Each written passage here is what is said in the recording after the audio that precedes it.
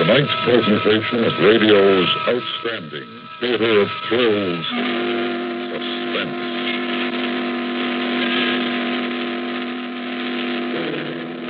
Tonight, the story of a rehearsal and a performance of murder.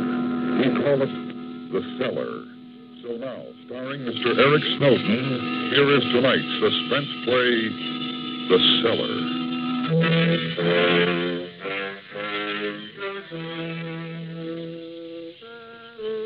I've got to put her away, and that's a fact. I've thought about it for a long time. 16 years to be exact.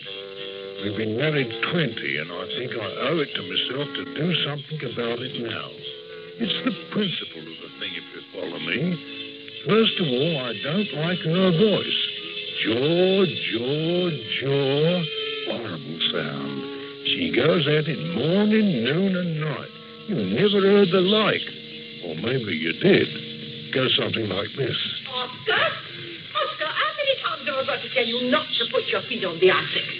You think all I've got to do is to spend my days cleaning off your dirty boot marks. And for heaven's sake, I don't know, I'm sure, why I've got to do everything in the house. It's bad enough the way I scrimp and save week in and week out to keep a crust of bread in our mouths. Never an hope, I'm sure, of having somebody to help with the work. I really don't know why you don't get a better position, always dreaming of what we're going to do. If you'd only ask the backbone my old dad had, you'd stand up. Bloody awful, ain't it? I worked it out on paper. There's 60 seconds in a minute and 3,600 seconds in an hour and 86,400 seconds in 24 hours. You listen to that for 20 years and you go off your bleeding nut. Sooner or later it's got to stop, and that's a fact. And there's other things. She put some kind of sheep oil muck on her hands before going to bed. And who gets smeared with it? Who else? Goodness knows. I try to keep myself looking halfway decent. It's not like I can afford a manicure twice a week like Mrs. Plimpton. I should think you'd be grateful. Fat chance of that.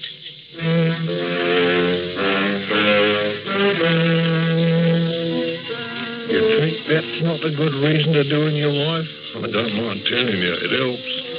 And she's always putting her feet on me back. Says they're cold and wants me to warm them for her. They're cold, all right. Like a blinking mackerel. So's my back. And she thinks she's hot stuff about keeping accounts. Always guessing about saving. And I get 2 bob a week spending money. I ask you, how can a man live on that? It's a perishing injustice. So all in all, that's why I gotta kill her. Everything's ready, and I suppose I might as well get on with it.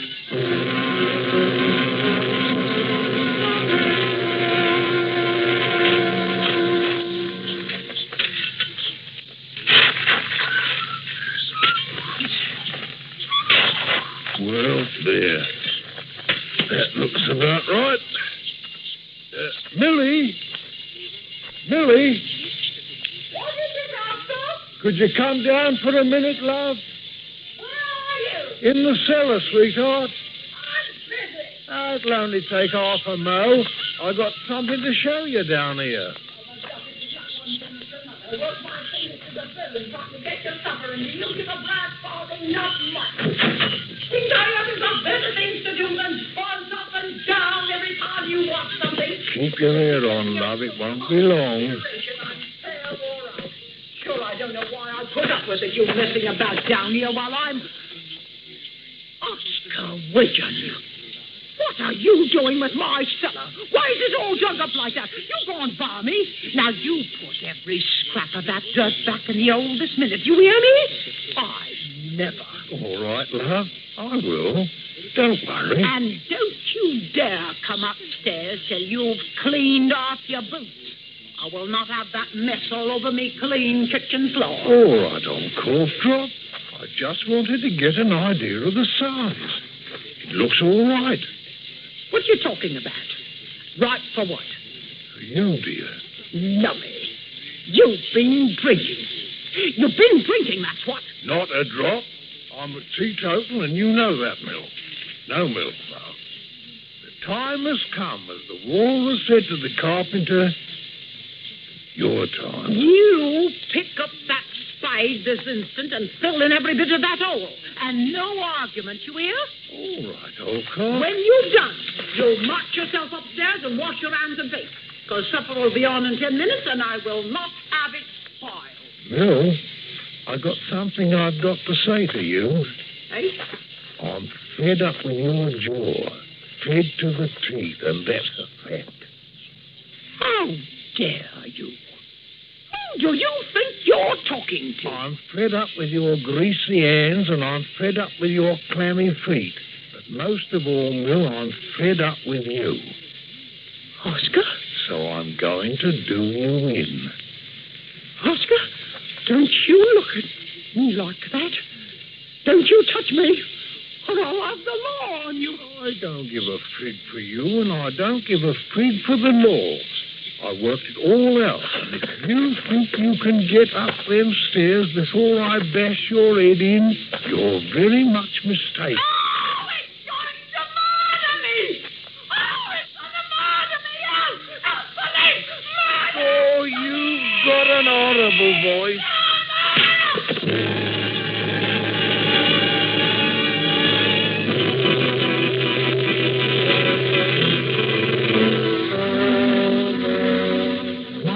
Always used to say, Oscar, if ever you do anything in this world, do it right.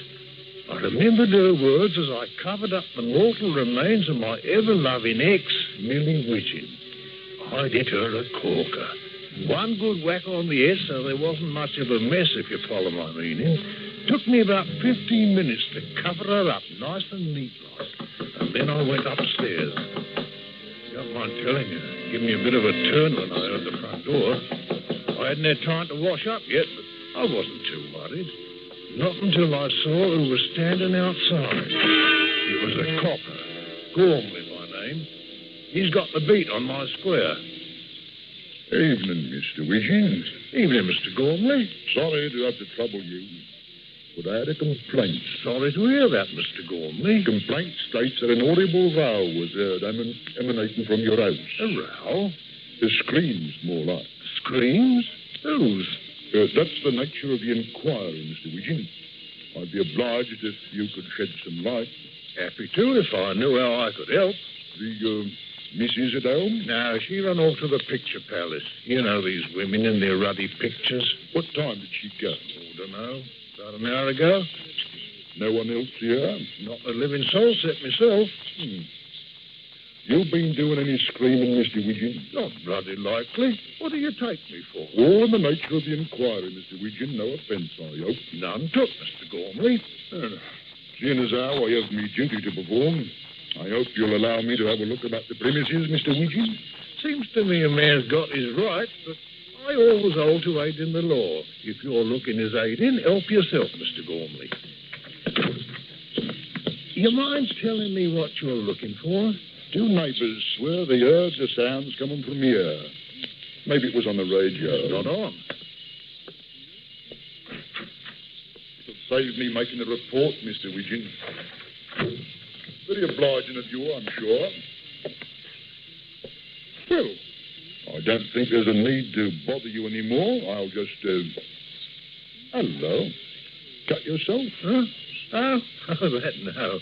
Cutting up a bit of beef for grub. Thought I'd give the missus a nice surprise when she gets home. I was in the kitchen when you knocked. Sorry to have disturbed you, Mr. Widgeon. It's all right. Makes the bloke feel safer knowing there's law nearby. Nice to have you say so, Mr. Widgeon. Good evening. Evening, Mr. Gormley.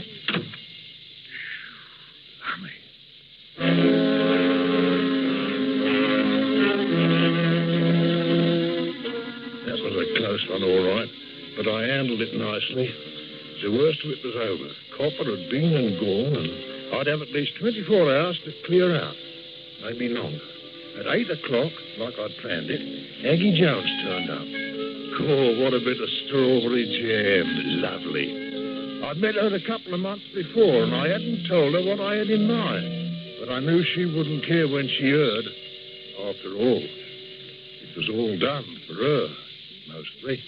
Oh, Oscar, I do love you.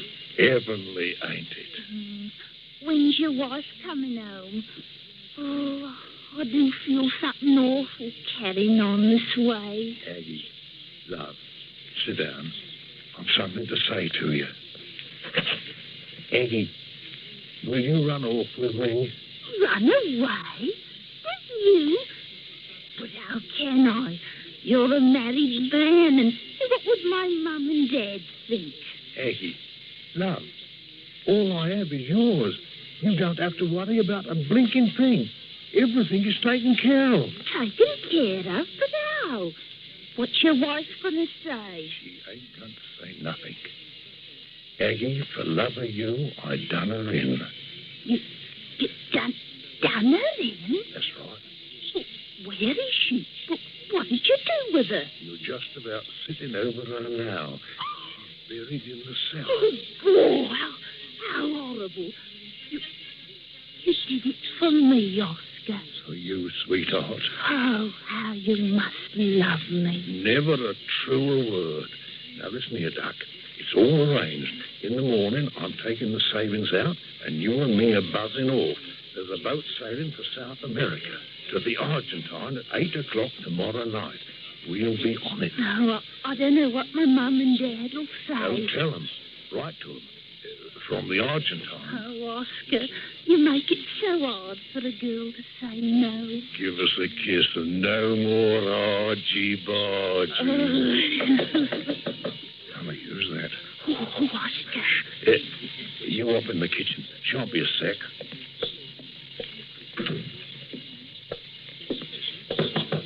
All right. Knock it, I'm coming. Good evening, Oscar. Oh, it's you. Where's me daughter? Out. Won't be home for a bit. Then I'll wait. Oh, close the door, Oscar. There's a drop down me back.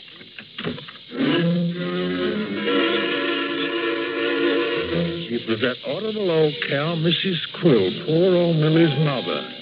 And when she says she's going to wait, she means it. Last time it took 2 weeks to get rid of her. Now, what was I going to do about her?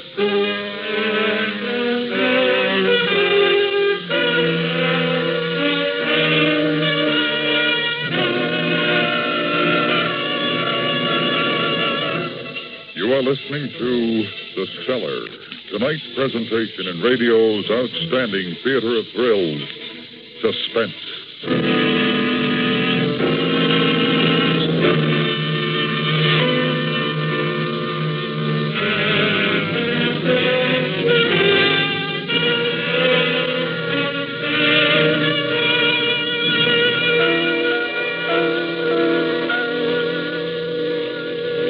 You might ask me to sit down, Oscar Widgeon. Oh, yes. Sit down, Mother, dear. Still daydreaming, I see. Not much improvement in you since the last time I was here. Oh, Mill and me, we was going out when she came back. Why don't you drop in over the weekend? She'd love to see you. You can stay for a bit if you like. I've travelled across half of London to visit me daughter. I've no intention of going home tonight. You can go out if you want to, Oscar. Millie'll stay here and talk to her mother. Oh. I haven't had me supper yet. Bought a nice bit of smoked haddock. I'll go in and put it on. No. I mean, you sit here comfortable like. I'll do it. You? Don't make me laugh. You think I want me haddock ruined? I said, Mother dear, I'll cook your ruddy haddock for you. Take it or leave it. How dare you? How dare you address me in that fashion? Go boil your head. Oh, you naughty little worm. Just wait till Millie hears about this. No, you wait. Matter of fact, this is my house, and I didn't hear no invitation for you to come in tonight. You've been drinking. Once and for all, I have not been drinking. Now, buzz off. I will not leave this house until my daughter comes in that door. I'm going to give you 10 seconds, Mother dear, to op it. Then I'm going to land you one you won't forget. Oh. 1, 2, You dare to hit an old woman. 3, Don't 4, you lay an hand on me. 5, You 6, look at your shame. 7, Oh, 8, that's humiliating. 9, 10.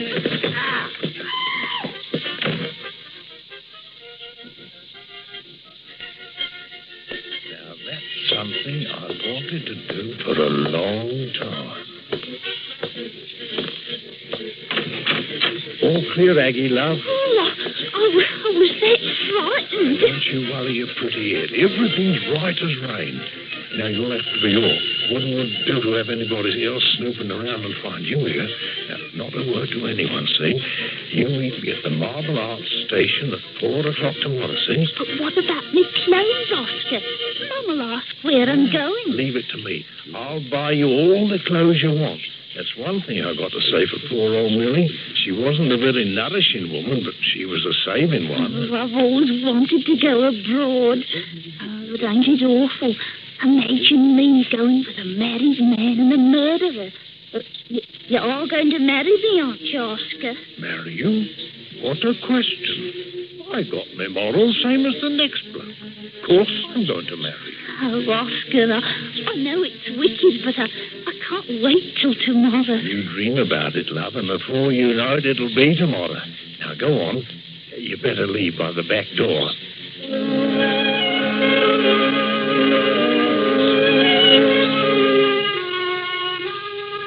Next morning at 10, I was in the bank. I had my slip made out to withdraw my savings, and a nice little drop it was, too. 800 quid.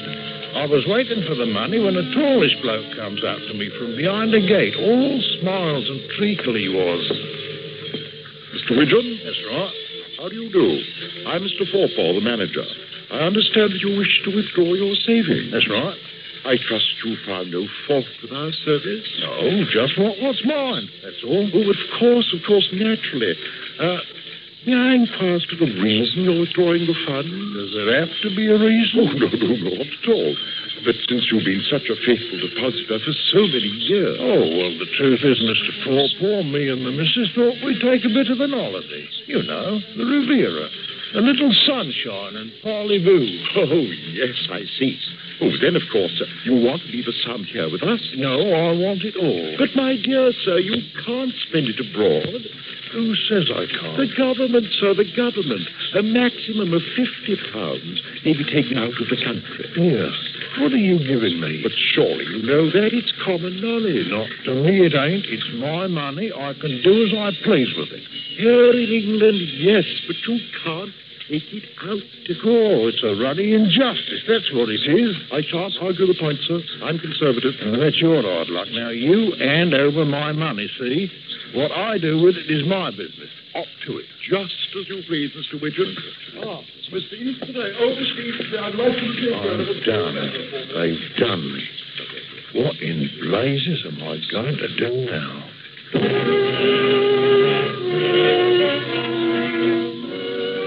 I shoved the 800 quid in my pocket and went home. And that's what I should never have done. Because when I got there, the old cow was standing in front of the door and the copper Gormley was with her. There he is, Constable. There he is. Ask him what he's done with my little daughter. Ask him. Ask mine, you meddling old hag. Now then. No language, if you please, Mr. Widgeon. This here lady's upset because she has knocked on the door and there's no answer from within. Well, what's that to her? She's worried about Mrs. Widgeon. It's me own flesh and blood I'm worrying about. I've got a right. She ain't home. That's all. Then where is she? She went out. Shopping. He's lying. She wasn't home last night and he put me out by force. Threatened to do me a mischief. He's done something to her, you mark my words. How would you like a fat lip? Now then. Look here, I ain't got time to stand here arguing. Constable, you go in that house and see what's what. He wouldn't let me in the kitchen last night. Afraid I'd see the blood and gore where he's hacked her to pieces. You go in there. Mr. Widgeon wouldn't do a thing like that, Mum. Now, why don't you go to the corner house and have a nice cup of tea? And by the time you're finished, your daughter will be home just like Mr. Widgeon says. That's right. I ain't moving from here till I see her alive with me own eyes. Well, it's all one with me, but you ain't setting foot inside. I'm not having you break up my happy home. He's afraid. He's afraid to let me in. He knows what I'll find. He knows. Oh, look at him standing there. The stain of his horrible deed still in his wicked eyes. Mr. Widgeon, I hate to ask you, but to oblige, will you let this lady come in and satisfy herself? You seen for yourself, Mr. Gormley. You seen last night. You're the law. If you can't be satisfied, who can? I ask you. Ah, get him. He's got few hypnotised like he had my poor Millie. Talk a winkle off a pilly would, but not me. I'm on to in, I am. Mr. Widgeon, to oblige, let her have a look at that. Oh, God blimey, what I have to put up with from this old gas bag. All right. But it's the last time. Don't say I didn't warn you.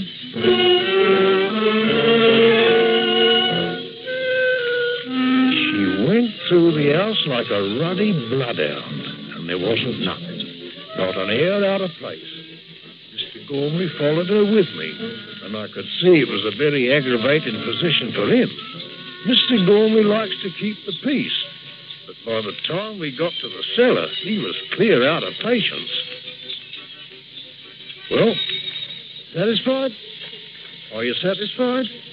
You want to look in the coal bin? Go on. Get your hands nice and dirty. Sorry to have troubled you, Mr. Widgeon. Don't mention it. As for you, Mrs. Quill, I don't want to see your nasty face around here until I give the word. You stay out of Millie's and my way, see? And if you don't, I'll have you put in charge. Them's my rights, ain't they, Mr. Gormley? In the manner of speaking, disturbing the peace, Mr. Widgeon. Right, and she's disturbing my peace. Now, I'll thank you to leave my house.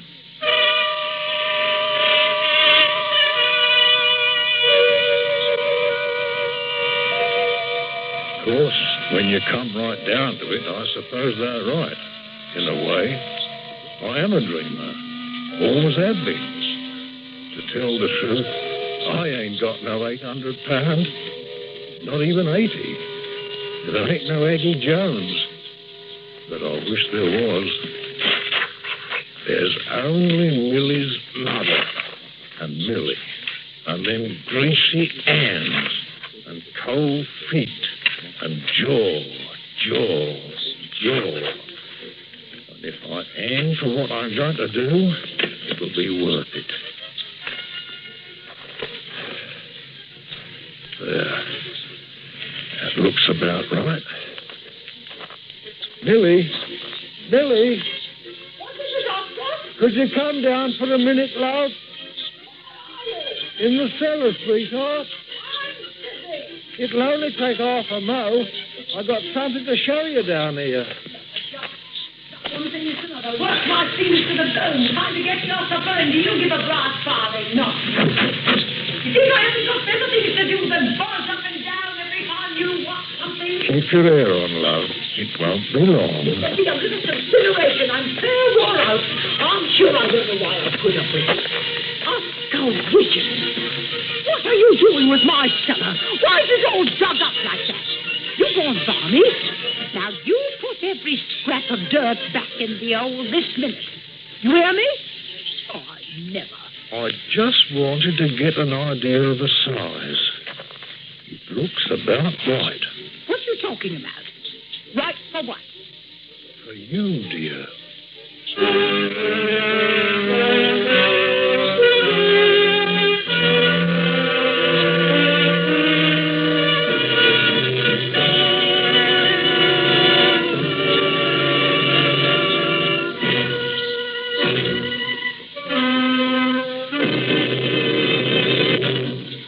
Suspense, in which Mr. Eric Snowden starred in tonight's presentation of The Cellar.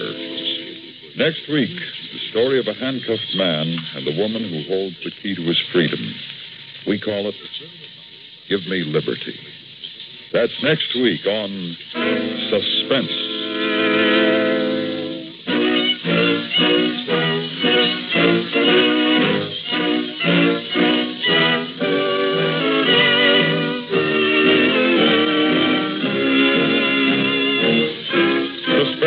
produced and directed by Anthony Ellis, who wrote tonight's play.